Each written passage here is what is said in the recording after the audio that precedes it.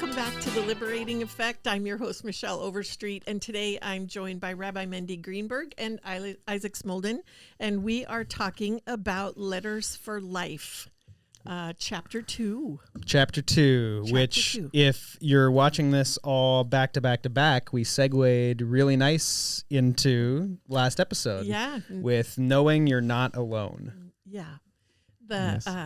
Rabbi, do you want to tell just about the poem to start out with? It might be a nice way to start. Yeah, maybe you'd like to read it. So actually, I was just speaking a few minutes ago to the author of this book who compiled the letters of the Rebbe together, Levi Shmotkin, and he said, I just spoke to a group of students, and they were all meant to do a project on this book. And they could have done a project on any part of the book. He said most of the students chose Chapter 2, the one that we're doing today, to do their project, which means that I guess that touched them the most out of the entire book.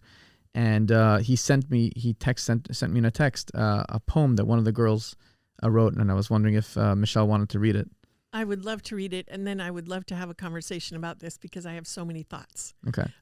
So the poem says, if you ever feel unseen, lost, or unknown, remember, you are not alone. God is at your side. In this world, he is your true guide. Before you were given a name, he gave you a flame. His purpose for you is no game. Every one of us is part of his plan, important since the world began. You are not little, just one light making up a beautiful fire. For he knows you are someone to admire. So light the candles, recite the prayer, and know that someone's always there. Whether in struggle or in success, his presence will be felt nevertheless. All of us are united with him as one to provide this world with the light from the sun. Wow. That's awesome. Pretty cool. Very cool. I am not. So I love that we've gotten this piece before going into this chapter about that anecdote that was shared, because it's not surprising to me, I think, based off of the data that we have and the conversations that we've had both here and I think societally over the last 5 years especially, that there is somewhat of a loneliness epidemic that is going on in our society, especially with folks that are of the younger generations getting ready for middle school, high school, maybe just graduated in college. So this to me was a super important chapter and a good way to, I'm glad that it's at the beginning. I think it sets up, again, kind of like chapter 1, sets up a lot of what comes after very well.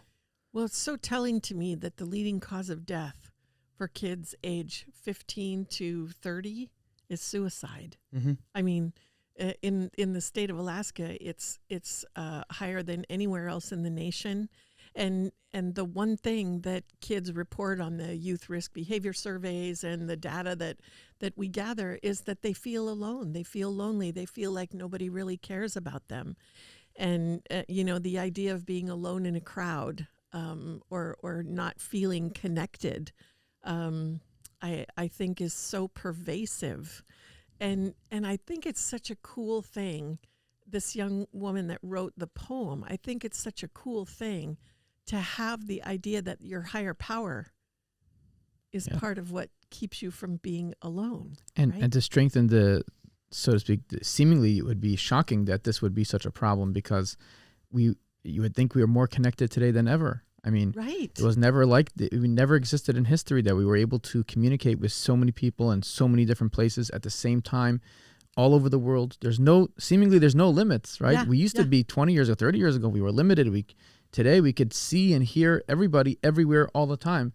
And yet, as you're saying, the biggest source of what's causing the most death in that age group is suicide and the issue of loneliness. So what's going on? And here comes this chapter and really says that, no question about it, it's very important for our emotional wellness and healing to have friends and people in our life, no question, a family, people that care for us. That's all important. To be alone is a very serious issue. We know from during the period of COVID-19, what loneliness did to so many people, to youth, to elders. It's extremely crucial. We were going to talk about that, I think, in a later episode. Mhm. But at this point, we're talking about how even with so many people in our lives, even with everything we have, we can yet feel so lonely. And what is that, and how do we tackle that? And that's really the topic of this chapter in this book. Yeah, it's beautiful. I think the idea that we talk about the liberating effect as being part of the question of loneliness, right? By the way, I wanted to ask you. I was listening to last week's podcast that we did, and you were the one who came up with the idea, the liberating effect, to call this podcast. And I don't think you shared enough of why you chose that name. Would you like to share about that a little bit? Well, I just think, in a period of my life where I am in deep grief on, a lot of the hours of my waking day and sometimes all night, that there's something liberating about the letters from this rabbi, and the way that it's broken down, and the tasks and the suggestions that are given are sometimes so simple that it seems that it couldn't be possible, right? To be so impactful. And so I just thought, in fact, one of the things that it talks about in here is that the rabbi talks to a young person about being too wrapped up in themselves, that you're overthinking everything. Stop thinking so much. And I think that's a tendency for grief, right? In grief, you overthink everything, and your mind gets in a gerbil wheel. And he says you are too wrapped up with yourself, with your own emotions and feelings and aspirations. You must get away from yourself and begin to think of others and be an active participant in society. Give generously. The opportunities are many and the need is great. And for me, one of the things that happens when I go really into, I call it severe sadness. When I get into my severe sadness place, I don't want to be around people, and that isolation is not liberating. Mm-hmm. And so I really have had to not just think about that, but live that more than probably at any other time in my life, and create a new life, right? That idea of in those moments, giving and giving back, whether to the community or to others, really ties back into the last episode and the last chapter of this book, which I really liked. And you see how in a lot of the letters that are in this chapter, but the one that you're referencing specifically, is that the college student that I'm thinking of? That was last chapter you're talking about, right? Last chapter. Yeah, yes. This one was, let's see. People were thoroughly alone in a letter from 1951 addressed to a couple who survived. Oh, no, this is a different one. I think you're talking about page 7, right on the top. Okay, so we were back in chapter 1. Yeah. Okay, I was in chapter 1. It's okay. Sorry, Isaac. It works every time. It's a great letter. I really like that letter. I do really like that letter. Yes, very powerful. Well, the divine connection. Speaking of parallels, I had this thought of, we had another limited podcast that we did with our clients and with Brian and Michelle, where we went through the 12 steps in the Blue Book, and so many parallels in that divine connection that this chapter is talking about, and the parallel to how the Blue Book, if you're familiar with Alcoholics Anonymous, talks about the connection to a higher power. And it's also interesting to me that both of those things in AA, it is one of the first steps is finding that connection. Yes. And I think in that podcast that we did in Exit 12, so many of the guests and Brian and Michelle shared about not only how that connection evolved, like maybe their first thoughts about it when they were fresh in recovery versus what their relationship is with their higher power now, but in Letters for Life as well. It's important to spend a chapter, I think, right towards the beginning, establishing and talking about this idea of that higher power in your life. And one of the things, I think, there's two fundamental novelties that we get out of this idea. one thing is, first of all, knowing that you're never alone, and knowing that, because there's always been this debate throughout history, how to view God's involvement in the world. There were some philosophers that said that, this world is too petty and too small for God to care about, and he kind of made it and walked away, and, figure it out on your own. And there was other opinions that said that God is involved only in the more bigger and more important historical moments in history, but not in every little detail. And one of the things that in Hasidic philosophy and kind of really brought home very strongly is that God is actually involved and invested in every little detail that happens in this world and every single part of creation. And therefore, there's no such thing as something too small for God. There's no such thing as something too petty or too little. And so what that does to a person is that, we're asking is, I'm alone, right? And the answer is, you're not alone. God is with you. He's not just with you. He cares about you. He's very interested in everything that's going on. And actually, not only that, but God also, he's not just there. Maybe he could be looking at you like a scary teacher or a principal or a cop, right? Or someone trying to try to get you. But God is actually cares for you. He's he's ultimate good. He's ultimate of kindness, and he's there for you at all times. And also very often when it comes to relationships, things could go bad. For whatever reason, the relationship falls apart. God's relationship never falls apart. He's always there for you, even when we mess up, even when we in a normal situation, a normal relationship, the friend or the partner or whatever would say, I don't have anything to do with you anymore. God doesn't give up. He's always there internally. He's always there, and he cares about us. So that's one thing, that God is there on our side. And like one of the messages the Rebbe told some woman was to study chapter 23 of Psalms. I had this as one of my notes. Actually, that's a great one. To study it and to know it by heart, not necessarily with the words, but the content of the idea that you're never alone. God is always with you. God is your shepherd. When you walk in the shadow of darkness and death, God is there and there's nothing to fear. To always think about this. So many times when we're internally, we ask, does anyone understand me? Does anyone hear me? Does anyone truly care about me? And so often I know for myself, when I was a teenager, there was a point in my life that I was going through this, my friends don't get me, my teachers don't get me, this doesn't get me. And I think many teenagers go through that. No one understands them, right? They're the only ones in the world that ever thought about these ideas. And the ultimate answer is, okay, so what? What matters most is that your maker, your creator, understands you and is with you and cares about you and is there with you and is giving you strength to be able to pull through, to be able to find that true meaning within inside. You don't have to look outside for validation and for acceptance and for likes, for as they say in social media, for likes, but your creator is there with you and really is rooting for you and with you at every moment and every step. And the next thing this whole idea really brings to home is the importance of our relationships with others. Because if you don't have God in your life, so I have family, I have friends, I have a community, but there's nothing really intrinsic that really connects us. We just happen to know each other, and we could benefit from each other, and we could give to each other, and maybe even in a good way, in a noble way. But at the end of the day, there's nothing really that connects one to another.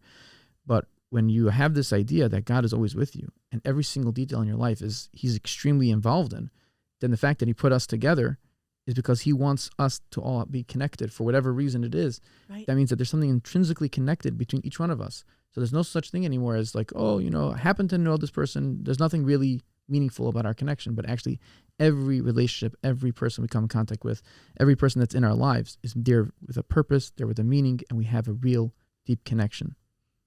Sidebar on the Psalm 23 bit. I love that the story that he uses is with this man that was born in 1922 and had to escape the German advent was Lithuanian. Yeah. And he's 92 years old and he's telling this group of college students about it's there's kind of like a lived experience piece there. Like, hey, if this guy is telling you that even when he walks through the valley of the shadow of death, he will fear no evil, maybe you can study that and take something from that and live that way as well. And then wasn't there a piece that he was memorizing, like the whole book of Psalms or something? Yes, like at 90, he's starting this memorization project, right? But right before this, the note that I had written down and this is from a different story, a woman that wrote to the Rebbe in 1968.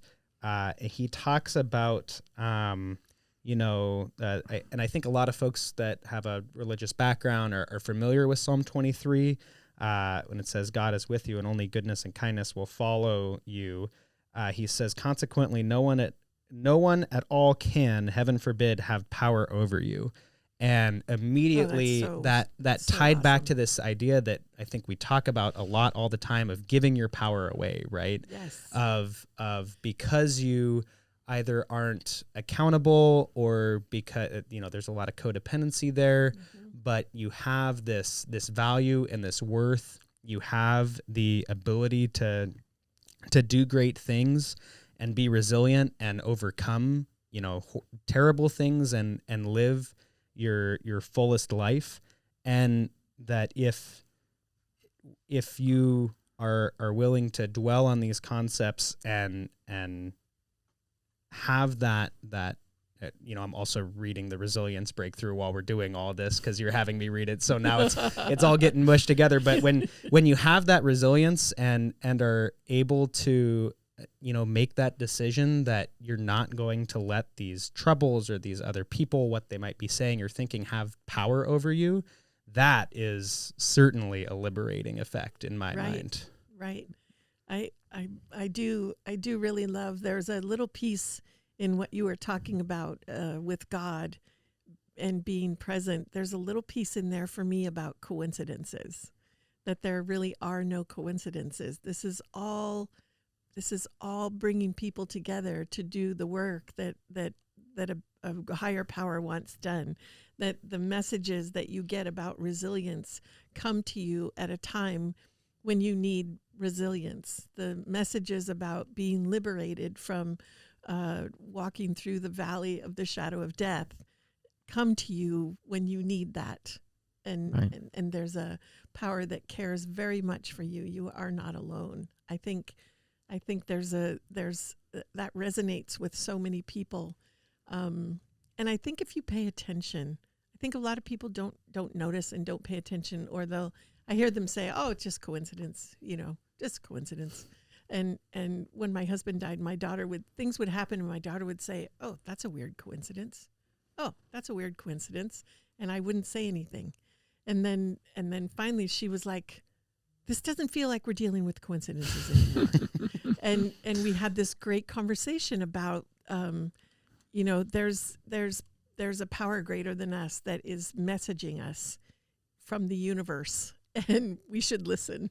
That's right. Yeah, there's no such thing as coincidences, and whether we understand the message or not, but it's definitely there's a purpose and a reason for it all, and it's purposely orchestrated for our benefit, for our ultimate benefit, and for our good, and for the best of us. And that itself is very liberating.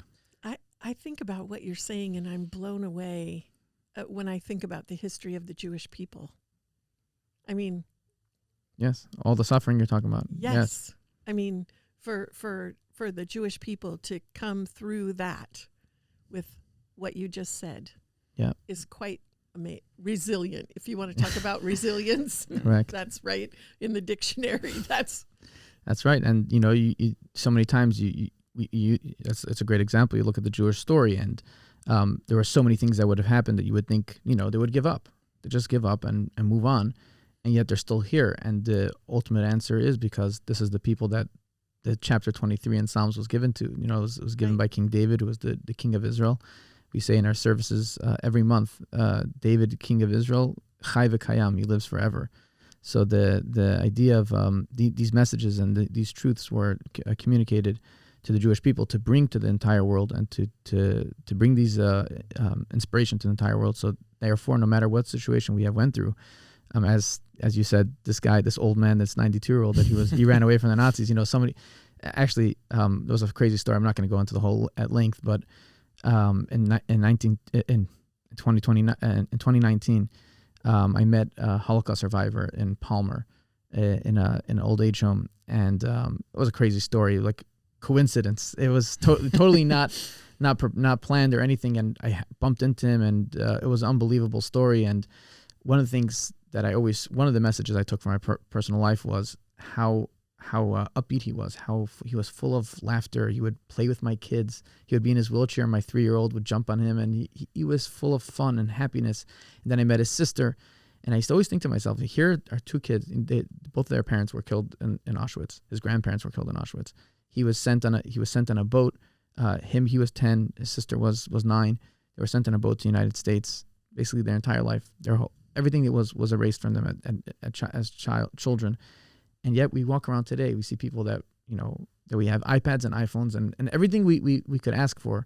None of us even dreamt of such experiences. And you compare them to us, and it's like, these people are happy people, right? And actually, there's a letter of the Rebbe that writes that. I don't remember if it's included in this book, that there were people in the concentration camps that every single morning woke up and thanked God for whatever they had. Oh, that you saw that? I read that in Man's Search for Meaning. Okay, yeah. The book that was written by the Holocaust survivor. Yes. I can't think of his name right this second. Yeah, I know you're talking about it. And there's a whole story with the Rebbe with that man, with him also. He was a student of Freud, and he went in a different direction. Correct. Yes. Yes. I forgot his name. What's his name? Viktor Frankl. Viktor Frankl. Great. Yes. Yeah, that was required. So I got reading the laptop. for my. Yeah, there you go. That was required reading for my graduate degree. Was the Man's Search for Meaning by Viktor Frankl, and there were many opportunities in there for. You know, and that was his proof where he proved that how Freud's understanding of a person is not necessarily correct. That here you see people in the worst situations, and they lived with a higher value. Yes. There's an idea here, and please correct me if I'm wrong, because my family's Seder is much different than a traditional Seder dinner. But Dayenu, it would have been enough. There's that portion, right, where you're going through the whole Exodus from Egypt. And that idea of no matter what would have happened or wouldn't have happened, it would have been enough, and everyone would have been exactly where they were supposed to be in that moment, doing what they were supposed to be doing.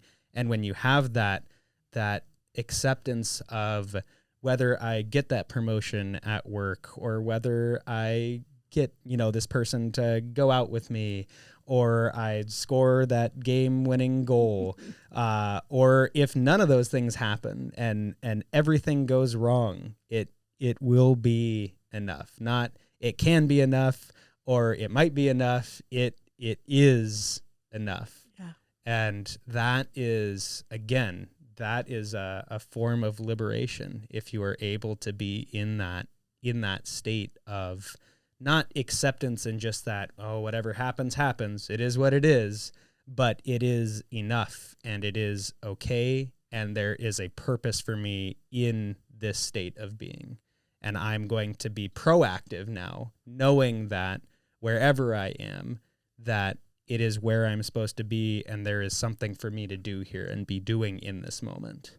And to add to that, you said everything's going wrong. Because really, it's not really wrong. It may seem to us as wrong, but because it's being done it's all orchestrated by God, and God is with us at all times. So even all these things that seem like they're wrong, that really it's not wrong. Really, they're for our good and for our benefit, and they're not mistakes. These unfortunate mistakes that nature did to us, but they're purposely. And that actually brings the last story over there about that young gentleman that. Even though he was doing very well in his studies, he had felt he had a lack of self-confidence. Mm-hmm. And the Rebbe told him to focus on the foundation book of Chabad philosophy, chapter 41, which there the author of the Tanya, the book Tanya, he writes that you should think about how God looks at you similar to just like a human being would look at you. Oh, yeah. And just like a human being looks at you, God is also looking at you. And he says what's shocking was he always saw that chapter. He knew about that chapter previously, but he always looked at that as kind of a way to, develop awe of God, to realize that, be careful, you better behave because God is watching you, which is also true. Yeah, like Santa Claus. Yeah, but he knows when you're sleeping. He knows when you're awake. I better not mess up or I'm going to get coal in my stocking. Yeah, so that's, in other words, that God is always watching you, which is true. God is always watching you, and therefore you have to be careful. You have to always make sure you're doing the right thing, but more than that, it's not just an idea of awe, but it's actually an idea of confidence. Mm-hmm. If someone, I know I do a lot of public speaking, that's kind of my job. when I started this 10 years ago, it was a little bit daunting. You know, you get up sometimes in front of 500 people, 600 people, and I wasn't used to that, and it get very nerve-wracking. And one of the ways to overcome that is realizing that God is with you and God is there for you. What are you afraid of? Who are you afraid of? You're afraid of what people are going to think. You're afraid of what people are going to say. If you have that inner confidence because God is with you and God is standing there with you, then what are you afraid? There's nothing to be afraid of. You're not there to impress people. You're not there to get, and if someone's not going to like it, okay. You know? I love that reframing when you take that from there being this punitive force that is basically writing down, you know, if I messed up on my report card, to instead being a friend and a companion and someone that can give you strength and support you in those low moments. I think that type of relationship with your higher power, it ties back to a lot of what we were talking about in AANA, where it's not always about and you know, I'm going to talk from a place of no lived experience, and so forgive me.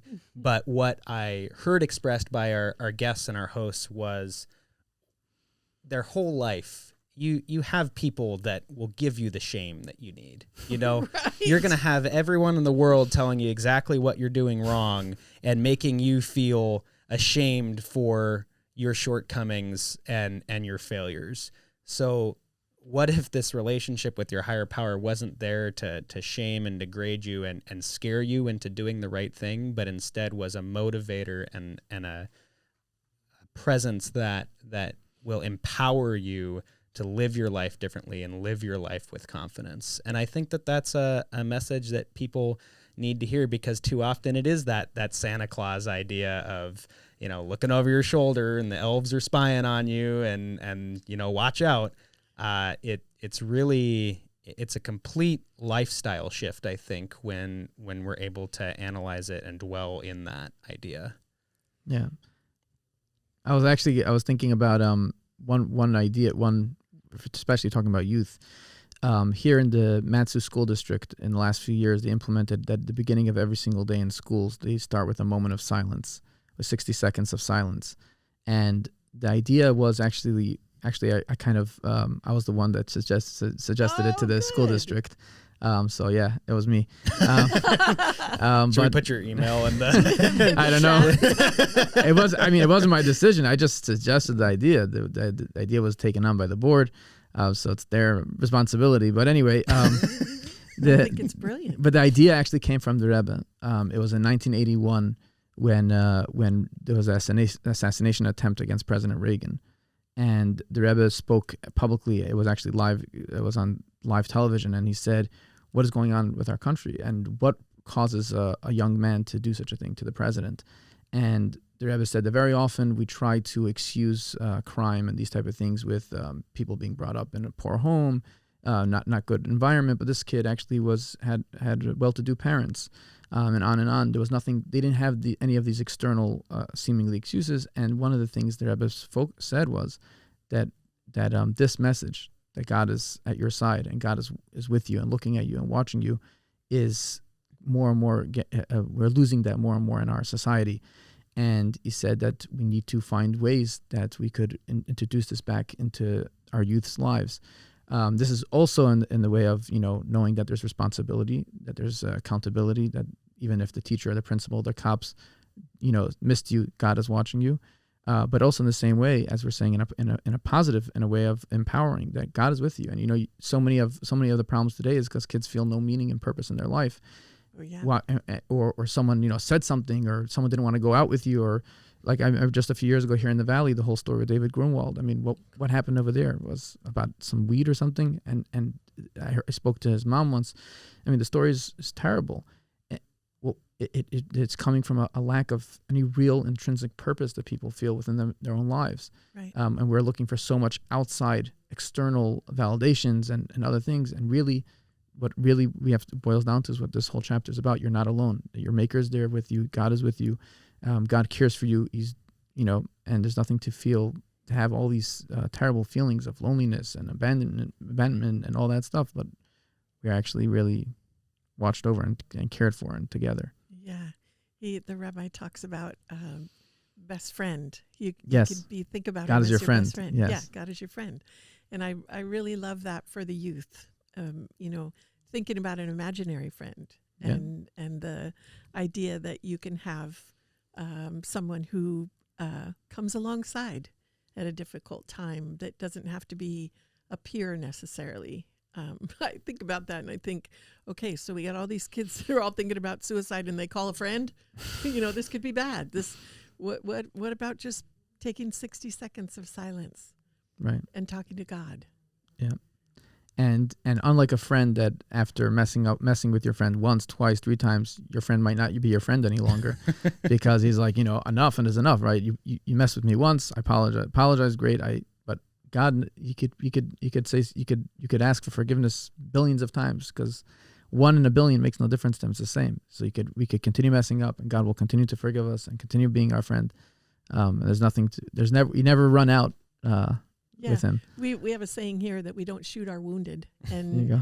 and I think about that, but I also think that each of us is unique, and that if there was a way that we were recognized for that, it would be God would see us as our own unique, in the way that He designed a life for us, and see us as being our own person and valued and deserving of a friend, right? Deserving. You were just killing it with the segues, Michelle. I don't mess with me. Because the next chapter is recognizing your unique role. I know. So should we leave it there until next episode? Did you have anything that you wanted to add? I'm good. Rebbe? Yeah, it's great. Okay. I promise that's the last Santa Claus reference I'll make on this podcast. It's in partnership with our local Jewish center. Okay. Jeez. Okay, I'm going to hold you to that, Okay. Isaac. That's all the time we have for today. I want to thank Rabbi Mendy for being with us. This is really, really fun and enjoyable. The Liberating Effect is recorded at the My House studio in Wasilla, Alaska. Our producer and editor is Ozzie Keener, and I'm Michelle Overstreet. Until next time.